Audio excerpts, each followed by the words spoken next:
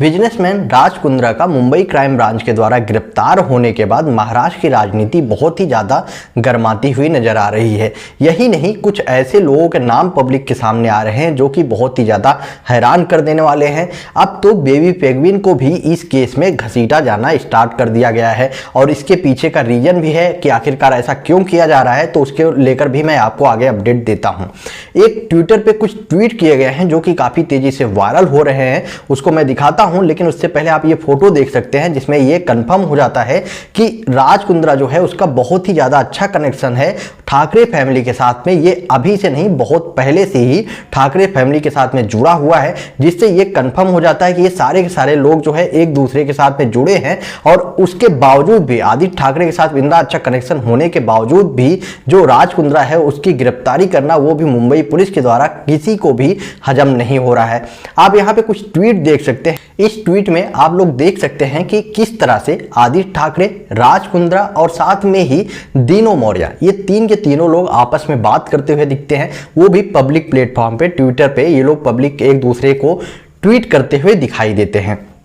उसके जैसे ही इसके बारे में जैसे ही राज कुंद्रा को गिरफ्तार किया गया, उसके जस्ट बाद ये काफ़ी तेज़ी से वायरल होने लगा और लोग जो है सवाल उठा रहे हैं। किसी को ये हजम नहीं हो रहा है कि इतना अच्छा कनेक्शन होने के बावजूद भी आखिरकार मुंबई पुलिस ने कैसे जो है राज कुंद्रा को गिरफ्तार कर लिया। अब इसके पीछे का रीजन भी कुछ लोग दे रहे हैं, जहां पर उनके द्वारा सीधा सीधा ये बोला जा रहा है कि जो मुंबई पुलिस है वो पूरी तरह से शरद पवार के पावर में आती है, मतलब कि उसके ऊपर कंट्रोल जो है शरद पवार का होता है और शिवसेना का अपना दूसरा पावर है। तो कहीं ना कहीं से इस टाइम, जैसे कि शिवसेना पिछले काफी टाइम से शरद पवार की पार्टी के कुछ पॉलिटिशियन जो हैं उनको नीचा दिखाने की कोशिश कर रही है, यहां तक कि शरद पवार को भी नीचा दिखाने की कोशिश कर रही है, क्योंकि अभी तक शिवसेना का कोई भी बड़ा पॉलिटिशियन किसी भी बड़े केस में फंसा नहीं है, उसके ऊपर कोई भी एफआईआर दर्ज नहीं की गई है। इंक्वायरी करने की बात की जा रही है लेकिन इंक्वायरी नहीं चल रही है। तो हो सकता है कि ये एनसीपी की तरफ से एक डेमो दिखाया गया हो कि हमारे पास भी बहुत सारे एविडेंस आपके खिलाफ में है, आप इस तरह से जो हमारे नेताओं के ऊपर सीधे सीधे